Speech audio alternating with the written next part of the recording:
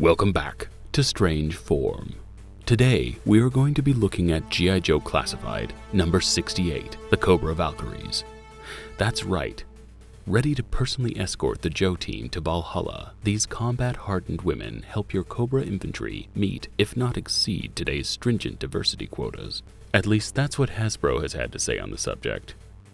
Even though G.I. Joe has featured women in combat since 1982, before women were actually a regular part of U.S. military combat. But I guess maybe this is new ground when it comes to troop-building characters. And troop-building figures are where Hasbro has decided to completely irritate the fan base lately, largely by releasing them in limited quantities or store exclusives. I really don't see any other realistic way of collecting classified figures than jumping on the pre-order bandwagon the second they become available, as the eBay tax seems to start even before the figures are released. But all complaints aside, the packaging is sharp, windowless though it may be, and there are a fair amount of accessories for the price point. Though I wonder how long until we get a single figure version of this sculpt, as the packaging isn't the only thing that Hasbro is concerned about recycling. But enough beating around the bush. Let's take a look at these deadly ladies. Now, I know that mint-on-card collectors miss the window box design for several reasons. One being that the plastic trays are collector-friendly, allowing for you to remove and explore the figure, then put it back for shelf display. Another reason being that you can actually see the toy that you want to keep on card. For collectors who don't open their figures, these packages are little more than simply buying a cardboard box. Inside we have the two Valkyries, tied down to an art back, and of course, the cardboard locker. I know it would be added cost and weight, but I would really like to see them add a plastic locker that would both make a good display piece and a great place to keep your undisplayed accessories. As long as the plastic was really light, I can't see it adding that much to the price. But on the other hand, I guess it does defeat the limited plastic packaging thing they're trying to do right now. I will say that I do like the unboxing process for these.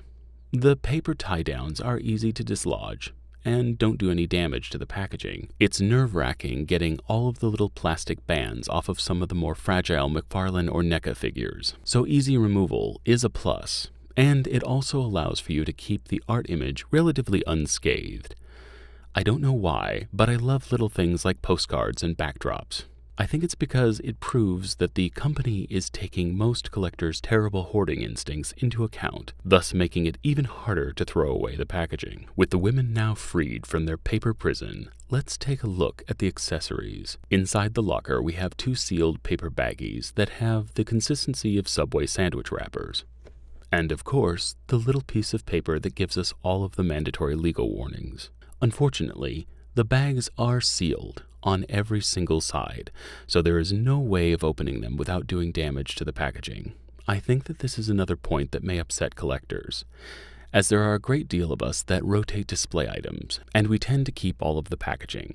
But on the other hand, it kind of feels like opening a Japanese Gashpon figure. And I think it would be kind of cool if they included a mystery bag of items that weren't shown on the outside of the packaging. All told, we have 30 items in the box, plus a few pieces of removable kit on the figures themselves. Both characters have a very athletic build and are much smaller than their male counterparts. In hand, they feel a little bit more like Beverly Hills yoga instructors than women of combat, but I have no problem with that. Many of the male characters in the Joe line elicit the male power fantasy, where these seem to be more directed at the female athleticism aesthetic. Next to one of the average-sized male characters, you can see how much smaller they are. So if the 1/12 scale assumes that the average person is 6 feet tall, at 6 inches these women are 6 foot and the males are around 6'3".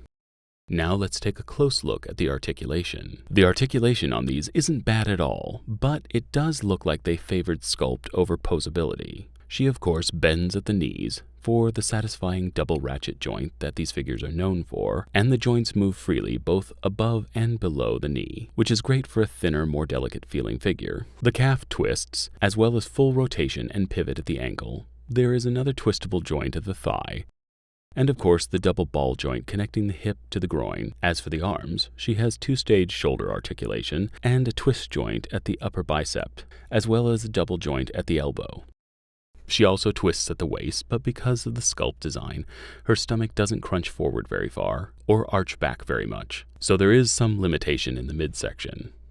The head is a double ball joint, one at the jaw and another where the neck meets the chest, so there is good range of motion there. The hand is a strange one, in that it's not a side-to-side joint, but up and down, so it's impossible to set her into a position where her hands are down and she's doing push-ups, but you can tilt the hand to hold a rifle in a low carry. This is where I really wish that these troop-building characters would come with several extra hands, possibly a few instructional positions, fists, and different weapons holding positions. It's a little thing, but it would make a big difference in display options. Overall, I'm really impressed with both the sculpt and design. It may not have the range of motion some of the other figures have, but there is quite a bit of articulation here. Now on to the accessories. I'm only going to show the tan accessories as they are more easily seen against my black gloves. But both sets are identical. Here you can see what looks like an M4 carbine with a grenade launcher crossed with one of the pulse rifles from Aliens. Despite lacking any paint applications, the sculpt details are fairly sharp, and it has a removable Magpul style magazine, which is always a plus in my book. Overall, it's a cool design and could be easily brought to a higher standard with just a few paint applications or even a wash. I've said it before, but I've always liked it when there's enough detail to be a good jumping off point for a collector to do overhauling. Secondly, you have either a Swedish K or modified M3 submachine gun, again with a removable magazine, and then you've got two handguns which don't have removable magazines and look sort of like a SIG M9. But it's hard to say as most handguns these days are either trying to be a Glock or an H&K. Lastly, for weapons, we have the combat knife, which she fits easily into her shoulder carrier. For the final accessory, we have the backpack, which is able to hold both the rifle and submachine gun. And again, though it lacks any paint applications, the detail is definitely there. I see this one being pretty stunning with just a brown wash. Beyond the accessories that were included in the little baggies, both the Valkyries have some removable outfit accessories, such as shoulder straps with the knife sheath, an armband, a belt with several sculpted magazines, and a holster for one of the two handguns, and lastly a thigh holster for the second handgun. The paint scheme on the tan accented character is slightly different in that it has yellow bands on the boots and arm gauntlets, where the other figure is plain black in the same area. The Darth Vader / Nazi Cobra helmets are made of a very soft plastic and are easily both put on and removed without scraping the figure. And these are not simply repackaged helmets from the male figures, as they are in fact much smaller. I was also impressed that they hold their shape fairly well, even after being pinched or squished. The helmets included are two standard Cobra guards and one commander. Where the tan accented character's head sculpt is white with blue eyes, the black accented figure has brown skin and gold eyes, looking to be ethnically black or Indian, which is great because that makes these two completely separate characters rather than just a slight repaint. And the extra gas mask head sculpt could easily make these figures into a diving character or flame unit trooper. Any way you look at it, you've got three strong head sculpts to mix and match or kit bash. Now onto something that I wish was more of a standard accessory with every Joe figure. Blast effects. I love things that imply motion, and this comic book-esque multi-shot muzzle blast fan does just that, implies spraying gunfire, and can be pegged onto not only every one of the guns that comes with these figures, but most of the guns in the line overall. And the Valkyrie 2-pack doesn't stop at just one muzzle flash, but 8, plus a smoking barrel effect. This is the kind of thing I would like to see Hasbro release as a club exclusive or a mail-away item. I can definitely see paying $20 a package full of blasts, muzzle flashes, and smoke and rocket effects. My only major complaint about these is that the larger ones don't benefit from being made of soft plastic, and thus have an awkward, droopy curve. I would like to see these made from a more rigid plastic in the future. Now, here is where I have my first major complaint. Hasbro has not managed to get their act together and have the QR gimmick ready for prime time.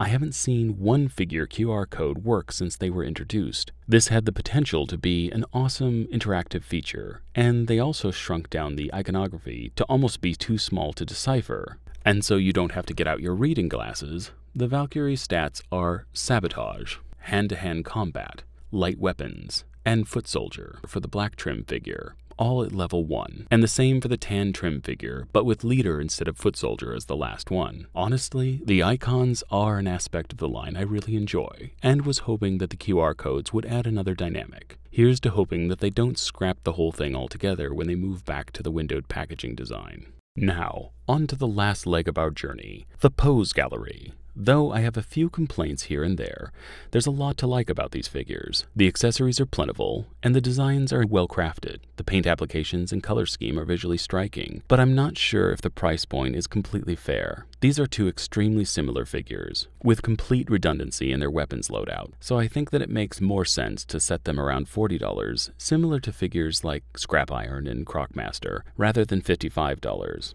I just don't see the extra $10 in value here.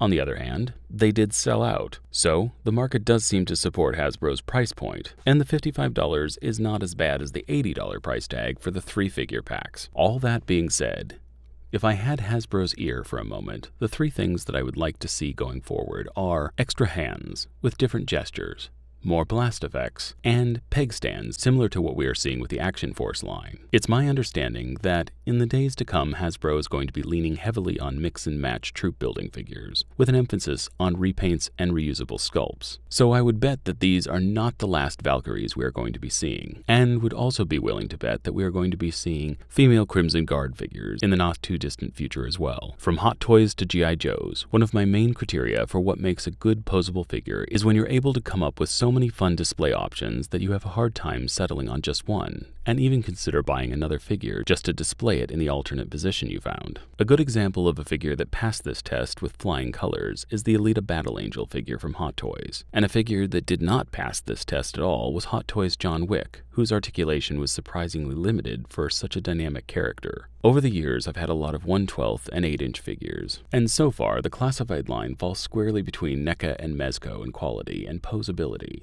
and yet at a fraction of the price of either. There is of course room for improvement, but as I look through the classified line, I'm noticing that the improvements are actually being made with each successive release. So even though we do get a lot of repaints and recycled parts in this line, the overall quality is consistently improving. Let me know in the comments section what features you would like to see the classified line improve upon. Personally, as well as the items I've mentioned, I would also like to see weapons packs similar to what Action Force is doing. Back in the 80s, I remember having several of the Battle Gear accessory packs, and I see this accessory-only option being a popular Hasbro store exclusive.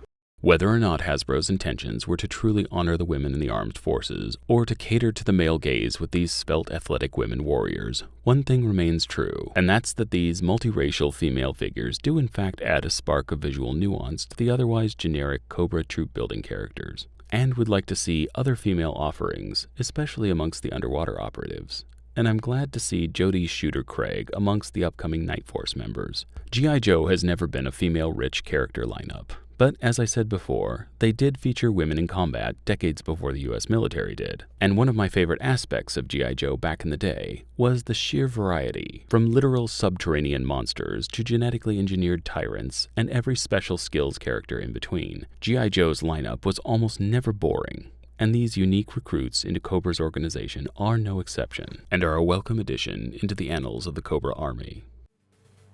Well, I hope that you like this look at the G.I. Joe Classified Cobra Valkyries, and will help the channel grow by hitting that like button, commenting, and of course subscribing, so that you can see all of the upcoming content. And as always, remember, never stop collecting.